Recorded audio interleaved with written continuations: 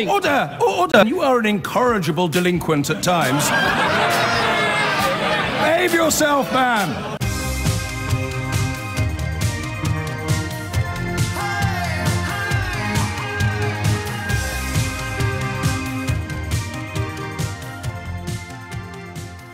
Where I'm tempted. Do you know what I'd like to do? Although I don't think we can yet.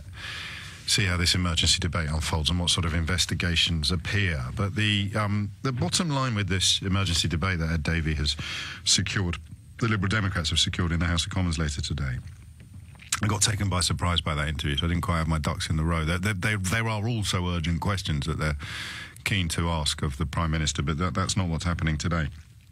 Essentially, during the referendum, any coordination at all between campaigns would have been illegal. The contention, the allegation is, made by two and I think soon to be three whistleblowers, that there was loads of coordination, including perhaps some financial coordination. And as that unfolds, it could become the case that criminality is established. At some point, I'm going to do an hour where I take calls from people who tell me, I don't care if they broke the law, I still want them to win. And you know that if I'd said that to you 2 years ago, you'd have laughed at me, not with me. Now you're laughing with me. Or, of course, you're gnashing your teeth furiously because I've just described you and you hate the way that you look in the mirror. I don't care if all the laws of our democracy were broken. I still want the winners to win. What? Why? Democracy. What? Will of the bit. What? So that potentially is where we're going now. I have to tell you that Carol Cadwallader of The Observer, who I've been steering you towards her work for the best part of the last year, has, I think, undertaken something worthy of the highest accolades over the course of that period.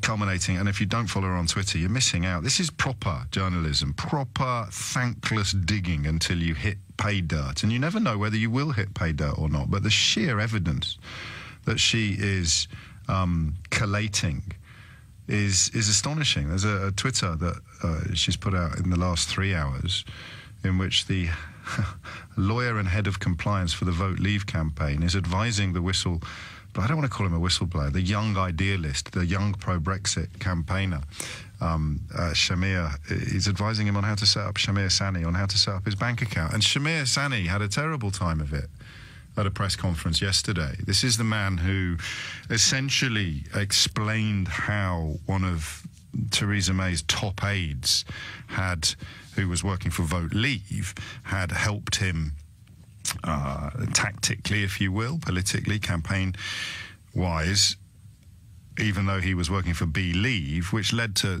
one of Theresa May's key aides essentially outing him as homosexual, saying we were lovers for 18 months, and if I did give him any advice, it was only as his lover. And it was suggested at the weekend that this could have put the lad in danger. He has family in Pakistan who weren't aware. You know how religious extremists, in this case Muslim, well, you wouldn't have to be an extremist. Homophobia has homes in pretty much every Abrahamic faith, and at the moment for me, Pakistani Islam would be one of the least comfortable environments in which to come out as gay. So this fella has essentially outed his former lover in quite dangerous circumstances. But I did wonder whether or not perhaps people were making a little bit too much of that until I heard this yesterday. This is bigger than Brexit. There are two young volunteers have been used to cheat.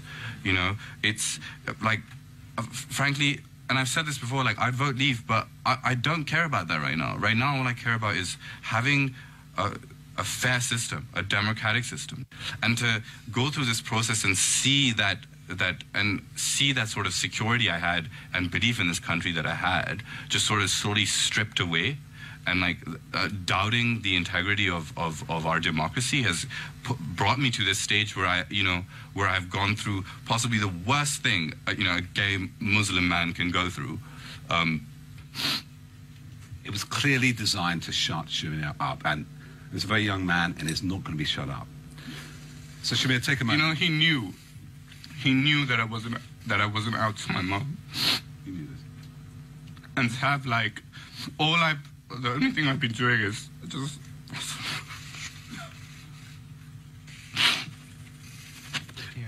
yeah, I'm okay. So this is the person. I'm okay.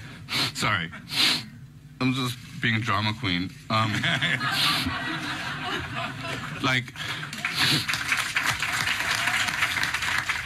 That's class. I presume he'd still vote leave, albeit that he'd want the referendum to be undertaken in what he considers to be a way that's free of cheating and in finagling. But that is class. That takes some serious guts to put yourself up above the parapet. It's what I was kind of alluding to with Chris Patton. Why do the Brexit lobby think that people like that are doing this?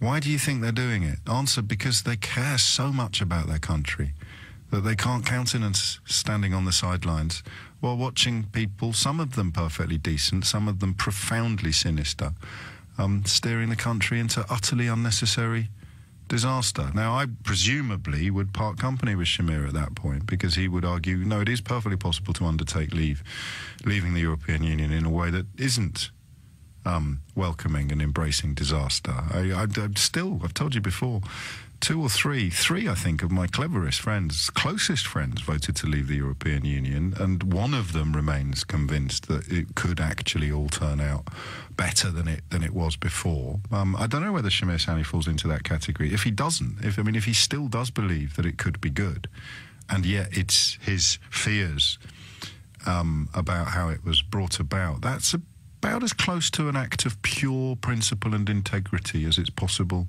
to get. And remember, if you're chomping away on your Brexit bone at the moment, he's on your side. He's on your side.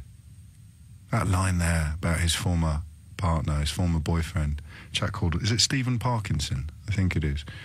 He knew I wasn't out to my mum. I can't imagine what it would be like to know that your family are going to greet news of your sexuality with derision and disapproval and possibly even disgust. I hope his mum has taken him by surprise. It's often the way. I hope his mum has done that thing we often hear about on this programme from people who've struggled to come out of the closet, and they've said, we'd known all along, you big sausage. I hope so, I really do. But that was raw human emotion there. And you don't expose yourself to that sort of misery and pain unless you are doing so for reasons of the purest principle. And I stress again, if you are chomping on your Brexit bone at the moment, doff cap, tug forelock, vote Rees-Mogg, he's on your side. 11 minutes after 12. What do you want to do now? I want to talk about the foreign investment skewing the British property market, but it feels like quite a crunching gear change. Maybe we should. Should we take calls from people who say, I don't care if loads of laws were broken, I still want the people who want to win? Let's wait for that until we've got a little bit more detail. Let's turn your attention instead to, it's a bit of a hardy perennial this, but rarely have the planets aligned quite so neatly. It's a story about just how much influence foreign investment has had on the British property market, and it probably won't come as a massive surprise to anybody who's been kind enough to listen to this programme on a regular basis. It's by no means confined to London, although this particular piece of research is confined to England and Wales. It starts in 1999, which is astonishing. This is when I got married. I got married in the year 2000, very cleverly, because it means I always know exactly how many years I've been married when the anniversary comes around. It's 2018, 18 years. Bing bang, job's a good one. And so 1999, 2000, as near as damn it. £70,000 for an average home in England and Wales. £70,000 in 1999. And they are now at £215,000. That was in 2014. It was even higher now. But without the influx of foreign cash, this is a fascinating study undertaken by King's College London. Without the influx of foreign cash, that figure would be 40 grand less. It'd be 174,000. So about 28% of house price growth over this period could have been down to overseas investment, much of it through anonymous shell companies registered in secretive tax havens. I mean, this sounds like the stuff of espionage novels or kind of weird conspiracies. But it fascinates me that we've just sat by and watched it happen, and that is hopefully where I'll be able to steer the conversation now. How has this been allowed to happen? Has it been allowed to happen? Who's got proper insights into this corner of the property market?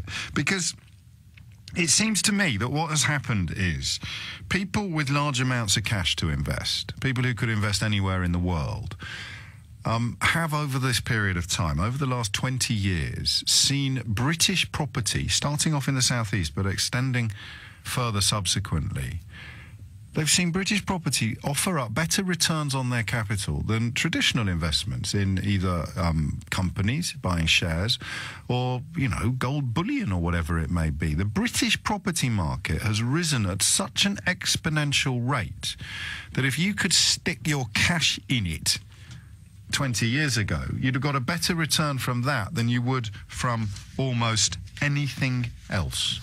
And that is fine, as long as it was our cash going into it. But when you read about these shell companies, and when you see, as I do frequently in London, I see massive developments that don't appear to have anybody living in them. How big a problem is it? Because if it has inflated prices by 28%, then I suppose if you're still subscribing to the school of thought that this asset is appreciating in value, then is this good news to you? Good for the foreign investors. My house is worth 28% more than it would have been if they hadn't all piled in. But I've told you years ago, I had my little penny drop moment at a drinks party about 12 Christmases ago. About 9 or 10 Christmases ago, shortly after we'd moved into the house we're in now, and somebody was boasting about how much their house had gone up in value, and somebody else at the party said, you know, your house is only worth one house. And it's always preyed on my mind, that phrase. I've always tried to work out what your house is only worth one house. Because when I seek to free up capital by downsizing, the house I downsize to is going to be worth a hell of a lot more than it was 20 years ago. And the money that I free up is going to go a hell of a lot less far. So I want to know why. I just want you to ring me and say something clever, because I feel utterly stupid when I look at the glee with which I've greeted house price rises in the first 10 years of my home-owning life, and the misery I feel for the second 8 years, for the ensuing 8 years, when I look at what the broader market has done. Some breaking news coming in as well from the report into the Manchester Arena bomb. The first service, the fire service, it is reported, was outside of the loop of the police and ambulance emergency response to the Manchester Arena attack, leading to a 2-hour delay, according to a major report that's been released today. Firefighters, some of whom heard the bomb go off and were trained in first aid and terror scenarios, didn't get permission to go to the scene until hours after the suicide bombing, despite the nearest station being just half a mile away from that arena. We shall no doubt find out more about this review, which is chaired by Lord Kerslake, before 1 o'clock today. The conversation I'd like to have alongside those reports is the one about housing. It's the one that looks at this simple statistic. Foreign investors, a lot of whom don't bother putting people in the properties because they're not investing to become landlords, they're investing just to watch their money grow, have skewed British property prices by just shy of 30%. I need a killer question, don't I? What's the killer question that I'm looking for here? Those are statements of fact. That has happened. My question to you is not, is it hard to buy a house? My question to you, if you know and can answer it, I'll bite your arm off. If you can't, I'll come up with a different question. Why can't we just stop foreign investors from buying up huge swathes of British property if they're not going to live in it? I don't care where you come from if you want to live in it. But if you're not going to live in it, I got a mate who's got a hotel in Sri Lanka, and he has to have a business partner who's Sri Lankan. I'm pretty sure that if you want to live in Thailand, you're not allowed to buy a house unless you're a Thai national. Can we do stuff like that? This might be one of the benefits of Brexit. Maybe we're prevented from having those sort of rules in place by European Union legislation. And once we've got rid of European Union legislation, we can make it harder for foreign money to come here and multiply. Yeah, right. Don't hold your breath. 0345 6060 973. It just seems odd that we've let it happen. I suppose it's got something to do. A few of you are pointing out that the people who've skewed British property to the point where none of our children will be able to afford to buy a home, they're faceless. They're often nameless. They're shell companies. If you Google private eye land registry, you'll get a clear idea of this problem. But it's not sexy, is it? I can't, if I'm editing the Mail, I can't make you cross with the anonymous investors in a shell company in the Seychelles. I can make you cross with that woman over there who's got 11 kids in a council house. I can make you cross with you know, some brown people on a poster that gets published on the day that Joe Cox is murdered. Did you see what I mean? I don't know if you can you scapegoat the people who are really responsible if they're hiding? And how big is this problem? I'm hearing from Manchester that's next. Here it is, the new housing investment capital of the UK. Foreign investors had been prepared to pump hundreds of thousands of pounds into flats in Manchester. In this case, something's gone wrong. They're investors from Hong Kong. It's a fascinating story. But I don't know how it's not, no, that's not right either. It's not how has it been allowed to happen. It's how has it happened? Why haven't other countries got this problem on anything like the scale that we have? Well, what has been peculiar to the British economy and housing market in the last 20 years that has seen it skewed so viciously by silent and invisible foreign investors, while tax-paying, hard-working foreign human beings have been getting a kicking for just about everything that's gone wrong? Kumar is in Ealing. Kumar, what do you think? Yeah, good afternoon, sir. Yeah, I'd like to make 3 points. I've worked in 9 countries in 27 years, and I'll give you a few, for instance, which I've experienced. For example, in the Gulf countries, especially, for example, the UAE or Bahrain or Kuwait, yes, foreigners are not allowed to buy property. Until recently, only Dubai and Sharjah were opening up property. Well, I don't like that. That's ridiculous. Half of my neighbours would have to move if we didn't let foreigners buy property. It's buying property they're not going to live in that I've got a problem with. May I respond? Yeah, of course, okay. Yeah, sorry. I'm not interrupting you. I'm just joining in. So the point is this, is that I think we should operate a tit-for-tat basis. So if they won't let us buy our properties, then we don't let them buy our... You sound a bit like Donald Trump. Well, I think a tit-for-tat seems to work on a lot of bases. Well, does it, though? Because, I mean, I know that I'm pretty sure that in Thailand what you describe applies, because I'm pretty sure that expats told me they have to have a kind of partner or is that right? The second example is Switzerland. Yes. Where foreigners can buy, so basically they artificially inflate the price of the properties. But when the foreigner goes to sell, he can only sell back to a Swiss national. So that you buy high... Oh, I don't like that either.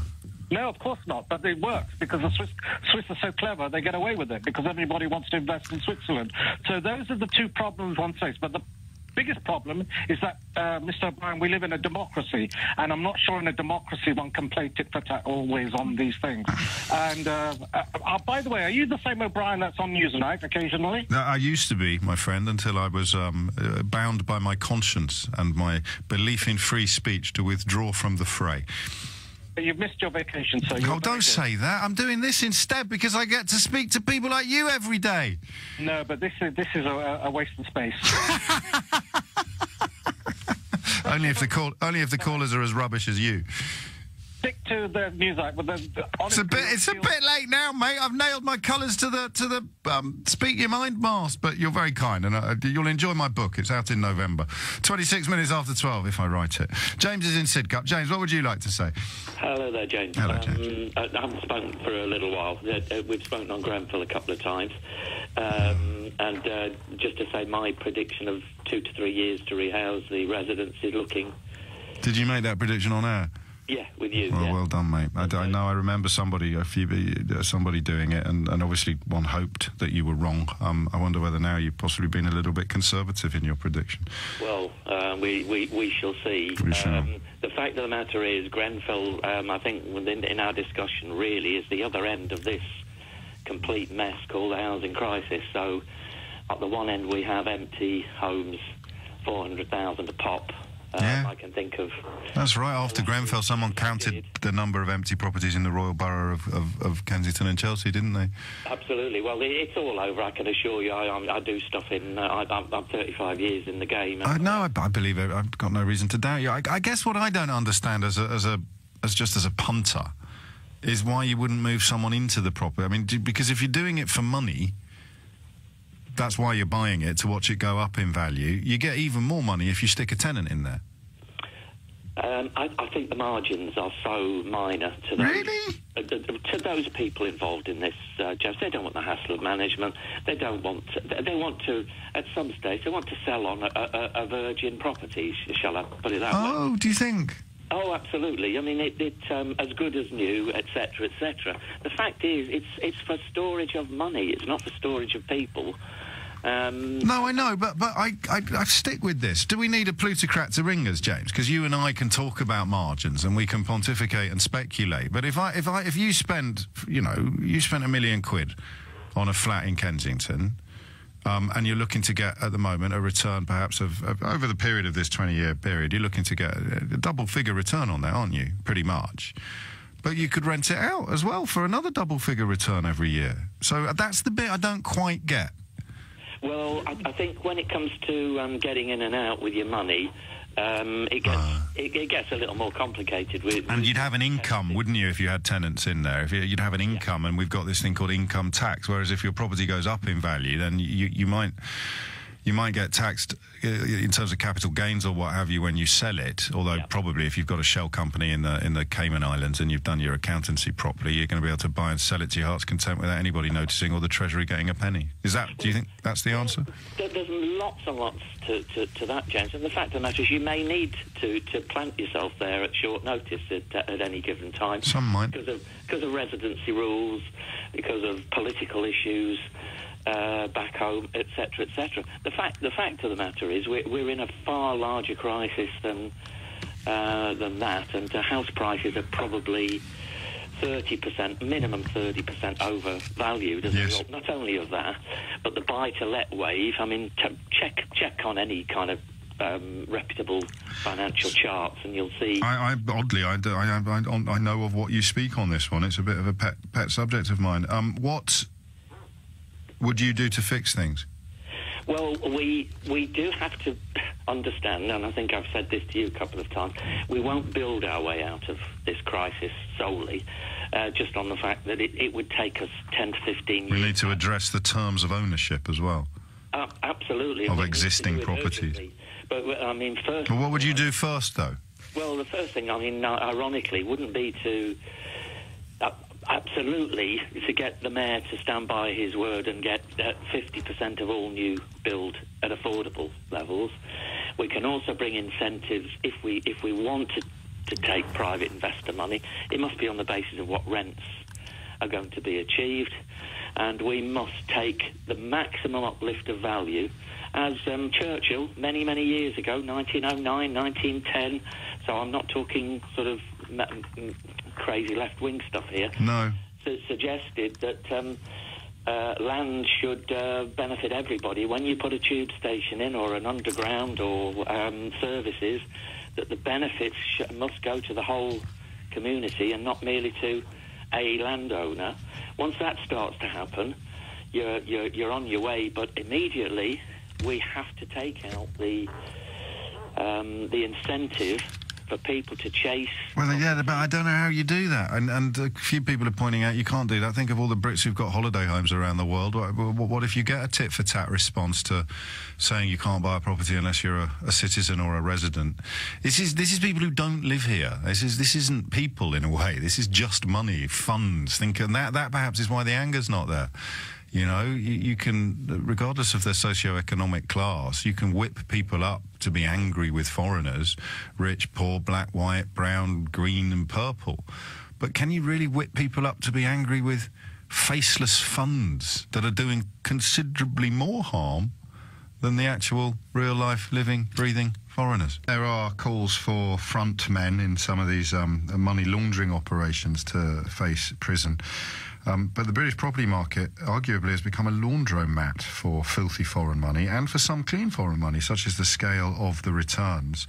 I'm a little less confused about why people wouldn't put tenants in them now.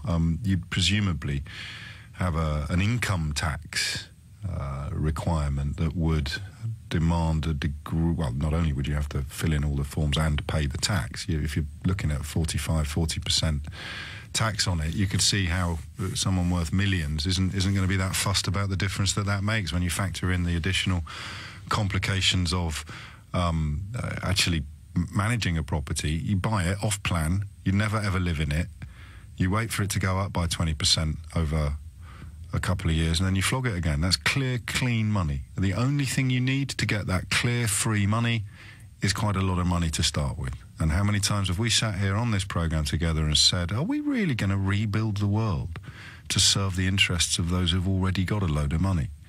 And what's the only real chunk of change that the likes of you and I have?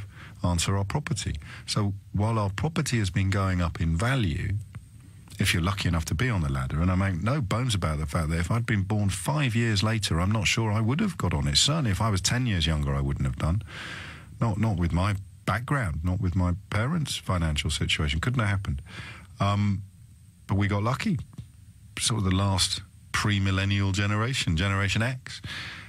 And that's all we've got. That's our asset, right? That's really, I mean, ideally, you might be paying into a pension or you might be buying a lottery ticket every week. But the property going up in value has been such a false comfort to my generation that we possibly haven't been questioning whether it is actually an unalloyed good to see it going up so much, so quickly. And now it clearly isn't. Does everybody recognise that? Or do you still sit there and think, crikey, my house is worth 600 grand, I only bought it for 3, job's a good one? Because I get that as well. I mean, I still derive comfort from the fact that my house is worth more now than it was when I bought it, albeit that we've still got a mortgage on it. But at the same time, you look at what it was worth in relation to what I earn. I earn 3 or 4 times more now than I did when I became a lot more now than I did when I became a homeowner, but the relationship between what I earn now and the value of a home that I live in is completely different. I couldn't afford, I don't think, to buy the home I live in now. It's weird, isn't it?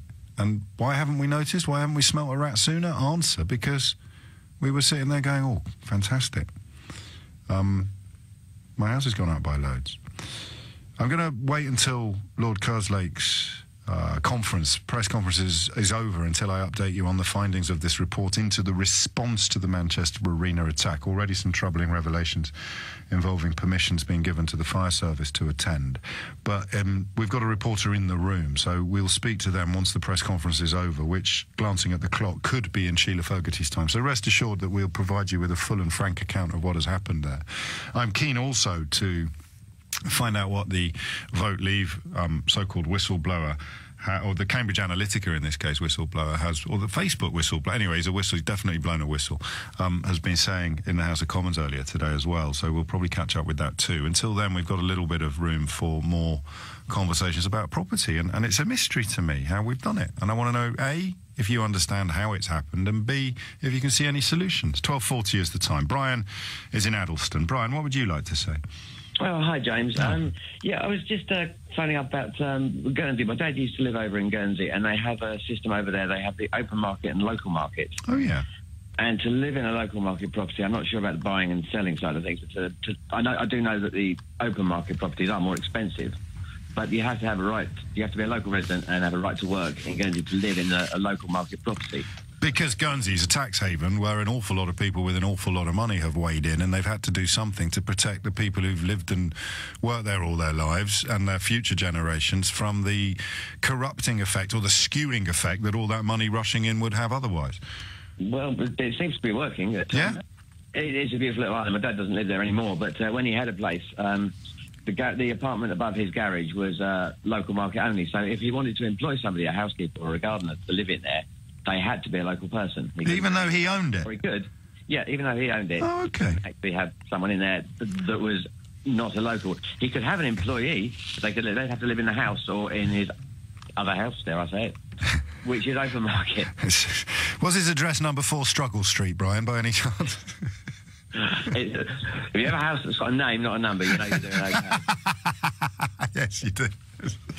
Although I think there's a touch of the hyacinth buckets as well in that. People whose house has a number and they give it a name as well for a little degree of genteel upscaling. Would that work on a grander scale? And also, I suspect that it's linked intrinsic. What's the word I'm looking? Inextricably to the tax situation in Guernsey.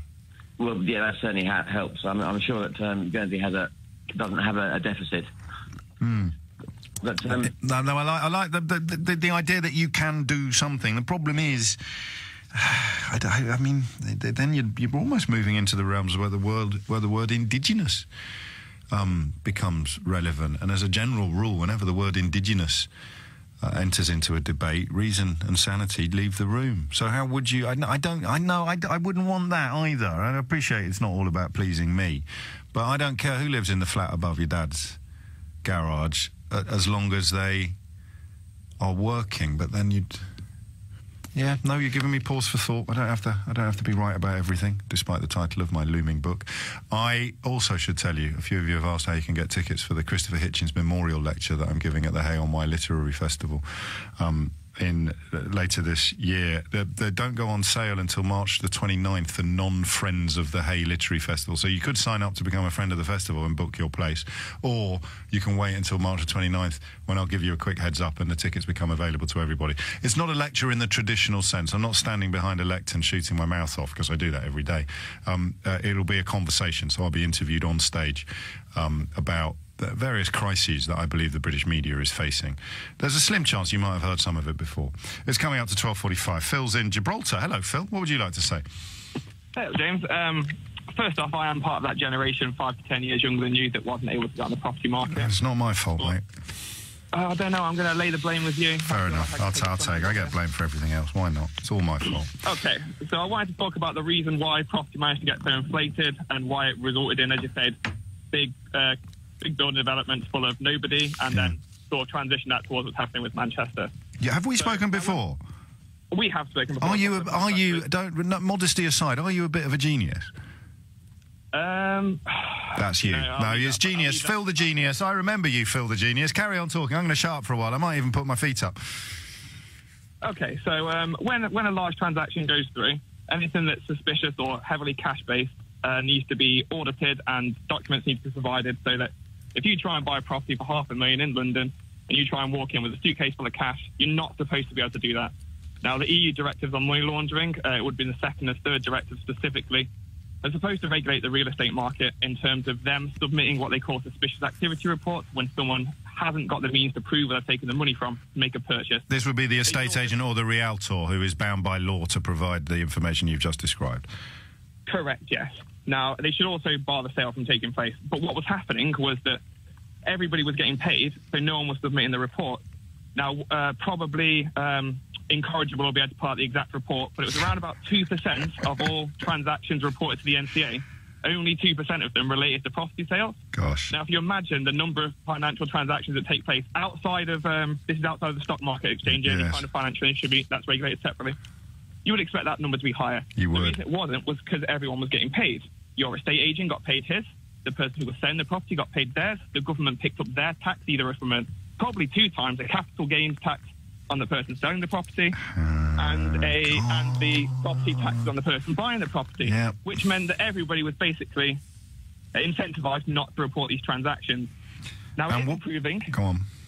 But the result is that it became a supply and demand market where they refused to build additional affordable housing and kept building these houses, which resulted in many oligarchs, many shady businessmen, Chinese businessmen, Hong Kong businessmen, Russian businessmen. And some non-shady, presumably some non-shady ones as well, no? I mean, part of the process of inflation.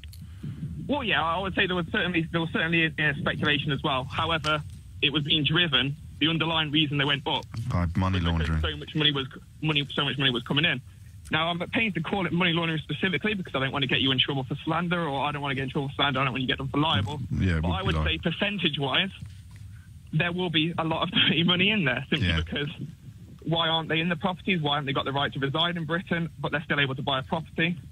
And it was basically a case of nobody fulfilling their regulatory requirements resulted in a situation where we find ourselves now, where we're backpedaling to try and find a way to stop it, when really the functionality was there to stop it in the first place. We just chose not to do it. And the laws that would have allowed us to employ that functionality were actually European Union directives. They were they were directives issued by Father-Gaffey, which then went to the EU, which then made recommendations, which were then transcribed into law. So it wasn't the centralised governments of Europe saying you have to do this. No. We did sign up to them. Well, it's like everything else, isn't it? It was a directive that we could have chosen not to follow, but instead we enshrined in British law and then ignored. Absolutely. Why don't the NCA have more teeth? Why haven't they got a tooth comb with? Is it just numbers to go over all of these transactions? Yeah, they're heavily underfunded as well. Now, like the Inland Revenue, is there? Hang on, Phil the genius. Is there a way in which every single... Well, I mean, I'm a little naive, obviously, but why can't every single house transaction be scrutinised by a central body in some way? Who's going to pay for that central body? Wow. Not a Conservative Tory government that's against state spending. Do you know what the bad news is? That we're going to get 5 more years of them. No, we're not going to be able to talk about Brexit and Gibraltar because I'm already late for the break. But I have anointed you Phil the Genius, and this contribution to the programme has completely justified my faith in that nickname, Phil. Well, next time you are speaking about Gibraltar, obviously your producer's got my number. Give me a bell. I'd happily talk about the terrible, terrible abandonment of this rock. Phil the Genius, we will do that once we've dealt with the terrible, terrible abandonment of Northern Ireland. But remember, we're getting our country back, just with bits missing. While we've been on air, Christopher Wiley, the whistleblower at the heart of the Facebook data scandal, I hesitate. I want to put the words Cambridge Analytica in the headlines there rather than Facebook, and it would appear Facebook have been hosting potential malfeasance rather than actually undertaking it. But yeah, here you go. That's funny that. I was just reading it from Reuters. If I read it from Channel 4 News, who of course have led this investigation, it does indeed appear as Christopher Wiley, the Cambridge Analytica whistleblower, is giving evidence right now in Parliament. While we've been on air, that's been happening. I haven't been able to pay attention to it because I care for you so much.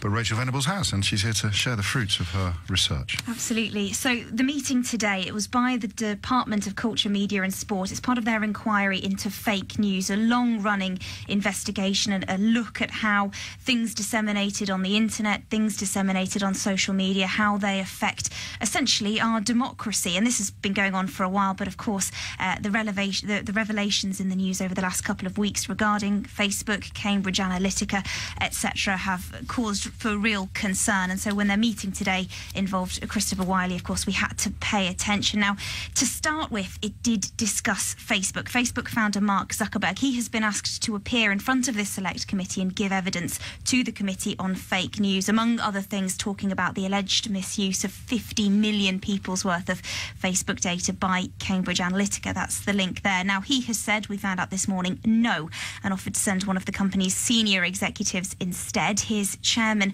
of the committee, MP Damien Collins. He has suggested that Chris Cox, the chief product officer at Facebook, could come to London to give evidence to the committee. We'd be very happy to invite Mr. Cox to give evidence. However, we would still like to hear from Mr. Zuckerberg as well. So that offer request to Mark Zuckerberg to come to the House of Parliament very much still stands. Whether he wants to appear in person or via video link, the committee say they will hear from him. The vast majority, though, of the session today, from then on in, really was hearing the evidence of Cambridge Analytica whistleblower, the pink-haired Christopher Wiley, who started all of this off. Now, he was talking about Facebook, he was talking about his job at Cambridge Analytica, and one of the things he discussed fairly early on was the links with Steve Bannon, former White House chief strategist who helped found the data company, and the group's links with Cambridge University. Whenever Bannon would come, we set up this fake office and to sort of present a more academic side of the company, and it was from that Steve Bannon decided we should call it Cambridge Analytica because of how closely associated it was with the university. Because in his head, it was a very academic company. Okay. And other than that geographical proximity, did the company have any particular relationship with Cambridge University? It didn't have a formal relationship, but we did work with a lot of professors at the University of Cambridge, in particular the psychology department and the psychometric center. Now, around 40 minutes into the evidence, questioning turned to the more recent allegations against Vote Leave and claims of overspending in the EU referendum. Now, this, a warning to listeners, it can be a bit confusing, but essentially it involves two groups. You've got Vote Leave and you've got Be Leave. Now, Be Leave are a tiny, small group of volunteers active in the summer of 2016. And Vote Leave, of course, they're the huge organisation, the official Brexit campaign group with Boris Johnson and Michael Gove on side. Now, Vote Leave had a spending limit of £7 million. That's the legal cap that they couldn't go over. But according to electoral law, if a group like Vote Leave have, say, more money than they can spend, they can give the extra funds to other organisations that they share the same goals with, like Be Leave. But if they do that, they can't have any input at all into how the money is spent. The two groups can't be linked, they can't work together. And that essentially is the crux of the allegations, that these two did work very closely together, thus meaning Vote Leave went over the £7 million cap in the lead up to the Brexit referendum, and that's what's being discussed here. The thing that's really important to understand here is that this is not some council race or a by-election. This is an irreversible change to the constitutional settlement of this country. So that's, first of all, that's why it matters. And if you cheat on an exam, you get a fail. If you cheat on the Olympics, you lose your medal, right? You shouldn't win by cheating. First point. Second point, filling out a form, giving an email. But are you going as far as saying that had these institutions not cheated, in your words, then the outcome of the referendum might have been different? Is that what you're saying? I think it is completely reasonable to say that there could have been a different outcome in the referendum, you know, had there not been, in my view, cheating. And I asked Christopher Wiley about this yesterday, and he said to me that based on the evidence he has seen, he said there is cause for a second referendum. Of course, perhaps Christopher Wiley is less exposed to some of the Brexit extremists than the rest of us, and I can assure you that they'll be queuing up now to tell me they don't care if there was cheating. In fact, some of them will be claiming they knew there was cheating, voted for cheating, definitely wanted cheating with a side order of unicorn. It's coming up to 12:59. Rachel Venables, many thanks indeed. Does that complete your... Absolutely, yeah. I mean, so much was discussed in the last hour. As you can see, you've got piles of evidence. Which, I mean, criminal investigation then next? That was what was put forward by a number of top lawyers and barristers yesterday by Bindman. So I was at a press conference yesterday. They handed us out sheets of paper here. I've got printouts of email correspondence, Facebook communications, and there's another Google whistleblower documents. on the way, I'm hearing. A third whistleblower as well has spoken to Bindmans. We don't know their name. When we don't know yet what they've said. No. Keep an eye on this. Remember, Boris Johnson and Michael Gove both spent the weekend. Certainly Boris Johnson did. I think Michael Gove did. He was just insisting we all need to get on with it.